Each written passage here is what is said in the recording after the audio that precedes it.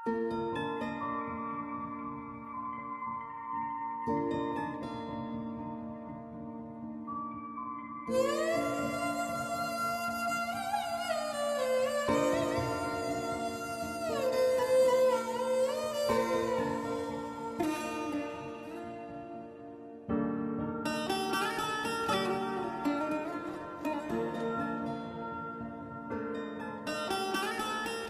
సాధించావయ్యా?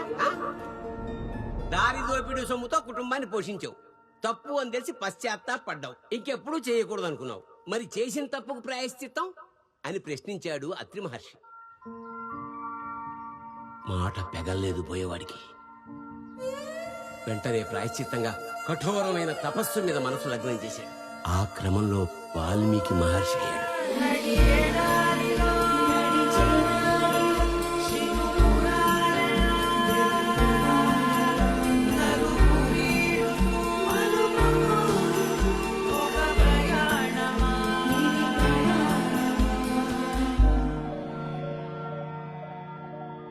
దోపిడీ అంటే కేవలం దొంగతనాలేనా? నిన్ను ఒకళ్ళు మోసం చేయడం వాళ్ళ తప్పే. కానీ నిన్ను నువ్వు చేసుకుంటున్న మోసం, నువ్వు చేయగలిగిన పని మానేసి డబ్బు కోసం ఏదో ఒక ఉద్యోగం వెనక పాకులాడడం దోపిడీ కదా?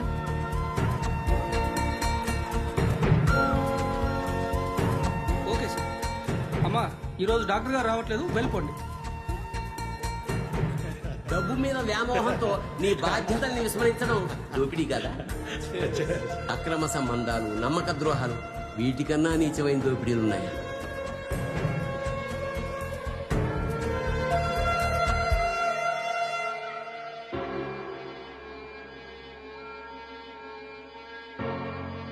మొన్న రెడ్ హ్యాండెడ్గా పట్టుకున్నా ఏం చేయలేపారు కదా. నేను చెప్తాను ఏం చేయాలి.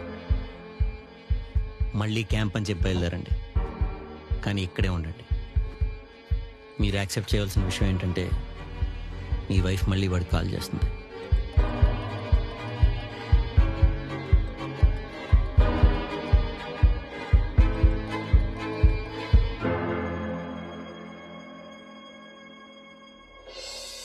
ఈసారి వాడు రెడ్ హ్యాండెడ్గానే దొరుకుతాడు. కానీ పట్టుకునేది మీరొక్కళ్ళే కాదు.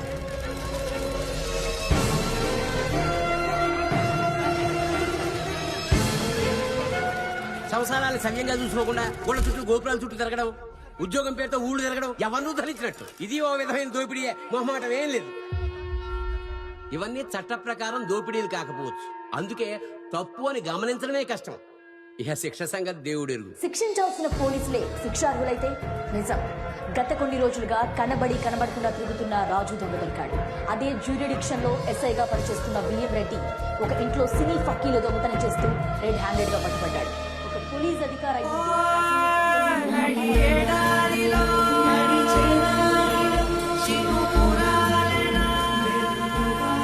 కానీ చేసిన తప్పుకి తమంతట తాము శిక్ష కోరుకునేవారు మార్పుకి నాంది పలికినట్టే, మరో వాల్మీకి అయినట్టే.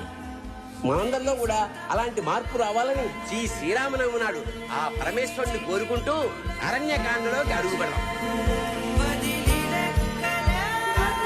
ఈ లెటర్ రాస్తున్నది నీ ఎదురుగా వండుకుంది నిజాలు చెప్పలేక.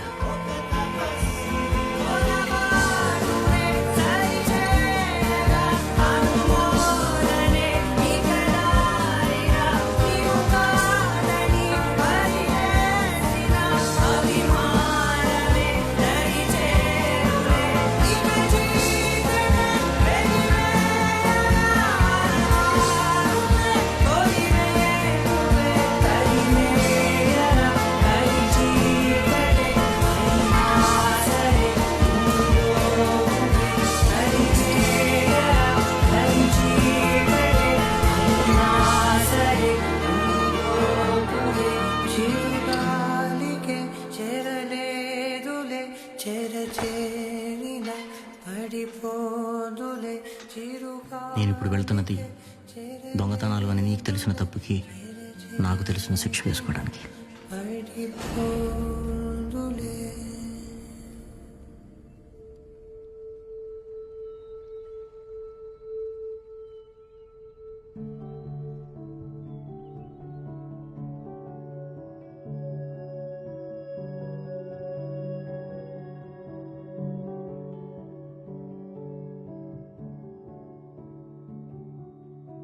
తప్పుల వల్ల నువ్వు ఇబ్బంది పడకూడదనే, నువ్వు అనుకున్నట్టు లైఫ్లో సెటిల్ అవ్వనివ్వాలని నీకు దూరంగా వెళ్తున్నాను. నీకు తెలియకుండా ఇంకో తప్పు చేశాను. కొన్నాళ్ళు ఇంకొకరితో ఉన్నాను.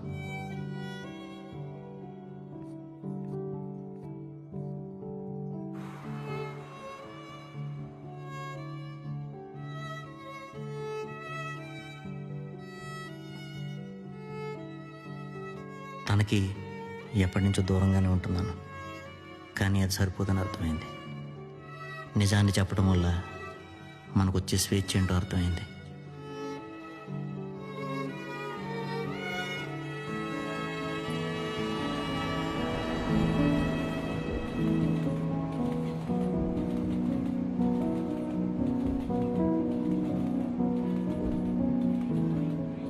నువ్వు చేయొద్దు అన్న తర్వాత కూడా మళ్ళీ దొంగతనాలు చేశాను.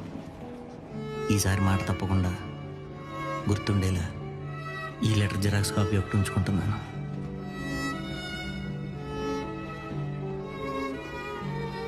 ఇంకా ఇంట్లోనే ఉంటే నన్ను చూసి వాడేం నేర్చుకుంటాడో అర్థమైంది.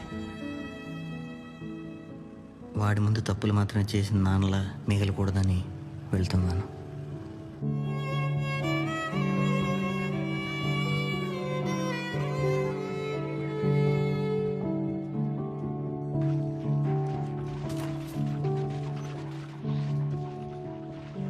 చిన్న ఐప్యాడ్ ఎవరిది?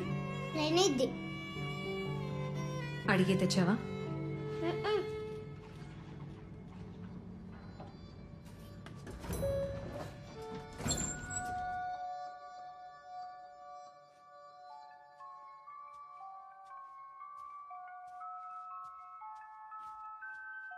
అమ్మ ఇంకెప్పుడు అడగకుండా తీసుకురాను.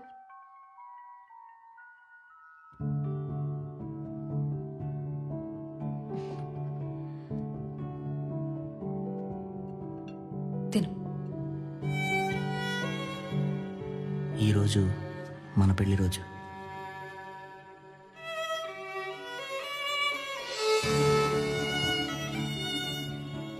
మన అనుకునే ఓ సొంత ఇంటి కోసం అంతా రెడీ చేసుకున్నాను. కానీ దొంగ సొమ్ముతో కాదు, కష్టపడితేనే అది నెరవేరుతుందని అర్థమైంది.